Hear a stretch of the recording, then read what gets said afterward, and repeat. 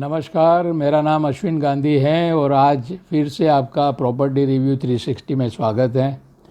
आज का जो वीडियो है उसका टॉपिक है क्यों हाउसिंग लोन प्रीफर करना चाहिए, क्यों हाउसिंग लोन लेनी चाहिए, उसके बारे में हम कुछ बात करेंगे।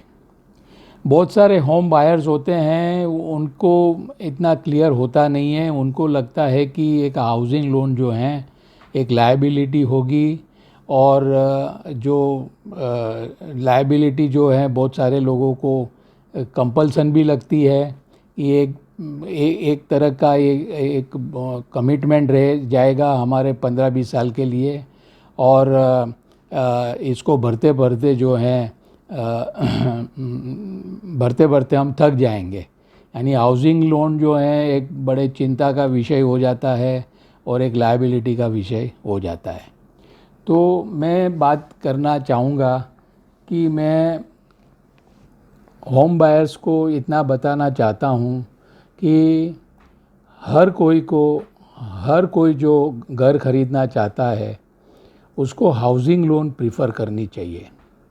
और जिस तरह से जो सेंक्शंस आपको बैंक की तरफ से आपकी एलिजिबिलिटी क्राइटेरिया जो भी है, उनकी बैंक का जो भी रहता है वो मुताबिक जो आपको सेंक्शंस देते हैं, लोन सेंक्शंस वगैरह करते हैं और जितने टेन्योर के लिए आपको जो मिलता है तो उसका फ़ायदा लेना चाहिए। ये फ़ायदा जो है हाउसिंग लोन का डर डर के लेना नहीं है, पूरे फुल कन्विक्शन के साथ लेना है।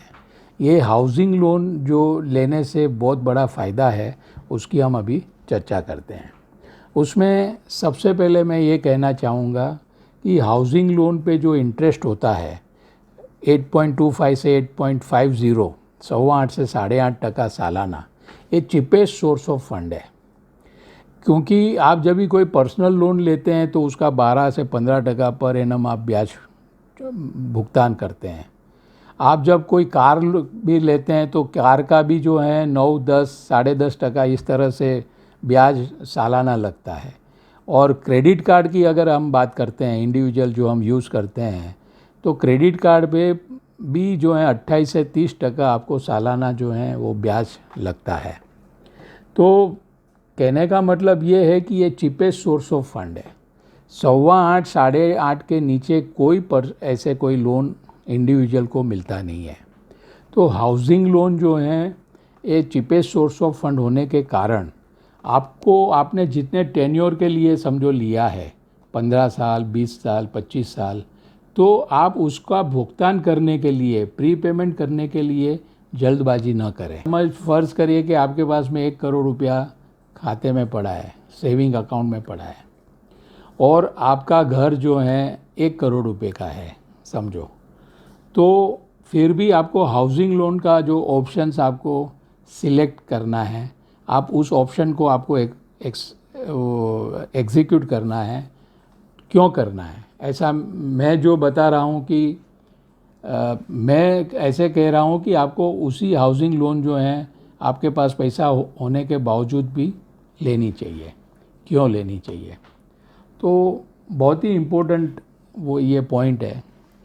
जैसे एक सिंपल उदाहरण मैं देता हूँ कि 1 करोड़ का घर लेते हैं आप, लोन से लेते हैं, 1 करोड़ की आपकी लोन अमाउंट है, जिस पे समझो 8.5% आप हाउसिंग ब्याज का जो दर है लोन का वो 8.5% पर एनम है।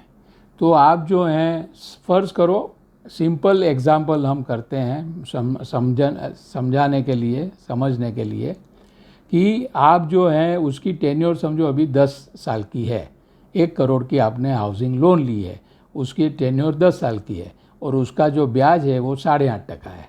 तो आप हर साल समझो 8.5 लाख रुपया आपका ब्याज में जाता है और वो जो 10 साल तक आपने 8.5 लाख रुपया जो है 10 साल तक आपने 85 लाख रुपया ब्याज आप देते हैं 1 करोड़ पे, बरोबर।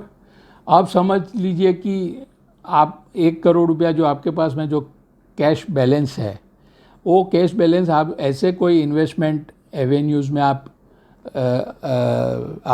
इन्वेस्ट करते हैं 1 करोड़ रुपया, जिसमें जो रिटर्न है 11%, 12%, 14%, 15%, जैसे SIP कोई करता है, म्यूचुअल फंड में अलग अलग तरह के म्यूचुअल फंड्स होते हैं, इक्विटी फंड्स होते हैं, तो वो जो हैं वो वहाँ पे इन्वेस्ट कर देते हैं। अपना खुद का जो कैश रहता है वो वहाँ पे इन्वेस्ट कर देते हैं, और वो प्लानिंग भी ऐसे साथ साथ में 10 साल का आपको करना रहता है। तो यदि आप समझो कि ये इस तरह का 10 लाख का इन्वेस्टमेंट का प्लानिंग करते हैं 1 करोड़ का, जो आपके पास में खुद का पैसा पड़ा था बैंक में, तो समझ लीजिए कि 12%, 13%, 14%, आप फ़र्ज़ करो कि भाई आप समझो कि एक 13% समझो कि सालाना कमाते हैं, तो आप 13% सालाना कमाते हैं 1 करोड़ पे, तो 1 करोड़ पे तो 13 लाख रुपया समझो आपको साल का महीने का अपना 1 साल का हुआ 13 लाख रुपया, और 10 साल में वो बन जाता है 1 करोड़ 30 लाख रुपया।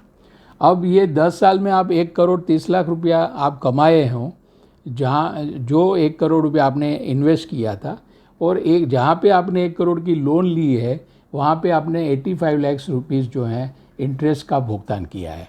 तो आपके पास में जो सरप्लस जो हैं वो कम से कम नहीं तो भी 45 लाख रुपीज़, 45 लाख रुपीज़ रह जाता है आफ्टर 10 साल के बाद में। तो कहने का मतलब ये है कि ये ऐसा प्लानिंग आप कर सकते हैं कि भाई आप हर साल जो है प्लॉबैक कर सकते हैं। आपका जो सरप्लस जो आता है, इन्वेस्टमेंट जो करते हो आप, उसमें से जो सरप्लस रह जाता है, जैसे आपने जो इंटरेस्ट कॉस्ट जो है आपकी वहाँ पे हेज हो जाती है। साल का समझो आप 8.5 लाख रुपया आप जो है इंटरेस्ट पेमेंट करते हैं हाउसिंग लोन पे, और एक तरफ आप जो है 13 लाख रुपया कमाते हो साल का। 10 साल का वो 1 करोड़ 30 लाख हो जाता है, और हाउसिंग लोन ये हो जाता है 85 लाख रुपया। तो आप देखोगे प्लानिंग इस तरह से आप जब करोगे तो आपके पास में हर साल में 5 लाख रुपया जो है सरप्लस रहता है। वो 5 लाख रुपया आप प्लॉबैक कर सकते हैं इन्वेस्टमेंट्स आपका, और आप अपनी आमदनी आपका रिटर्न्स बढ़ा सकते हैं। या जो है 5 लाख रुपए का आप रीपेमेंट कर सकते हैं, मगर मैं नहीं चाहूँगा कि आप रीपेमेंट करो, क्योंकि ये चीपेस्ट सोर्स ऑफ फंड्स हैं। तो ये जैसे आप जितनी भी टेन्योर से आपने लोन ली है वो फुल टेन्योर जो है आप यूज़ करिए इस फंड्स को। इससे नीचे इतना चीपेस्ट फंड्स कोई है नहीं। और बाकी जो हैं आपको समझो 11, 12, 13, 14% पे जो रिटर्न्स मिलते हैं उसमें आप प्लॉबैक करते जाइए। फिर भी आप ऐसे इस तरह से करेंगे तो आपकी इंटरेस्ट कॉस्ट हेज हो जाएगी, और आप जो है सरप्लस प्रॉफिट कर पाएंगे।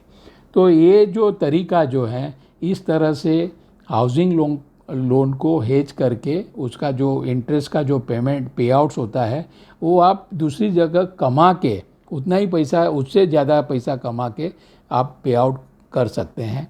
तो ये एक बहुत ही सिंपल उदाहरण जो मैंने आपको समझाया है। आपके जो चार्टर्ड अकाउंटेंट होंगे वो सारा चार्ट बना के आपको ये कॉन्सेप्ट को समझा सकते हैं। तो इस तरह से हाउसिंग लोन डर के लेना नहीं है, पूरे फुल कन्विक्शन के साथ लेना है, कॉन्फिडेंस के साथ लेना है, और अपना जो पैसा जो रहता है उसको कहीं इस तरह से इन्वेस्टमेंट करना है जहाँ पे 8.5% से ज़्यादा समझो कम से कम इन्वेस्टमेंट पे रिटर्न्स मिले। इस तरह के जो म्यूचुअल फंड्स होते हैं, SIP स्कीम होती है, उसमें आपको इन्वेस्ट करना चाहिए। तो आपके ऊपर ये बोझा बनेगा नहीं, और आप हैप्पीली जो हैं इसको आप भुगतान कर सकते हैं। फिर चाहे 5 साल हो, 10 साल हो, 15 साल हो, 20 साल हो, सब इंडिविजुअल रिक्वायरमेंट पे होता है। हाउसिंग लोन पे तो टैक्स बेनिफिट्स आपको मिलता है। किस तरह से मिलता है? आपके चार्टर्ड अकाउंटेंट जो हैं, होम बायर्स, सबके चार्टर्ड अकाउंटेंट्स होते हैं। होम बायर्स जो हैं जब वो चार्टर्ड अकाउंटेंट के साथ बैठते हैं तो बताते हैं कि भाई आपको अंडर सेक्शन 80C और अंडर सेक्शन 24 में एक सेक्शन जो है प्रिंसिपल रीपेमेंट का डिडक्शंस मिलता है आपको इनकम में, और एक सेक्शन जो है वो इंटरेस्ट का है। जो इंटरेस्ट आप जितना सालाना लिमिट है 2 लाख तक का इंटरेस्ट अगर आप पे करोगे तो आपको इनकम में डिडक्शन मिलता है, और फिर उसके बाद में टैक्स लगता है। उसी तरह आप रीपेमेंट करते हैं 1.5 लाख रुपए का सालाना, तो 1.5 लाख का जो डिडक्शंस मिलता है आपके इनकम में, और फिर आपको टैक्स लगता है। तो ये टैक्स बेनिफिट्स भी जो हैं वो बहुत महत्व की चीज़ है। अंत में सभी के सेहत की कुशल मंगल भावना रखते हुए, प्रार्थना करते हुए सभी आप जो हैं कोरोना वायरस का जो लॉकडाउन है उसमें सुरक्षित होंगे, घर पे रहेंगे, घर पे होंगे, और आप सभी जो हैं अपने फैमिली के साथ में एंजॉय करते होंगे। इसी प्रार्थना के साथ में मैं आप सभी का धन्यवाद करता हूँ। अगर ये मेरे वीडियो से आपके डिसीजंस में कुछ हेल्प मिलती है, आप अच्छे कोई डिसीजंस ले सकते हो, अपना सपनों का घर बसा सकते हैं, तो मुझे बहुत खुशी रहेगी। अगर आपको ये वीडियो अच्छा लगता है तो आप लाइक, शेयर और सब्सक्राइब ज़रूर करें। मेरा जो कॉन्टैक्ट डिटेल्स जो हैं वो फ्लैश होता रहता है स्क्रीन पे, और डिस्क्रिप्शन में भी लिखा है।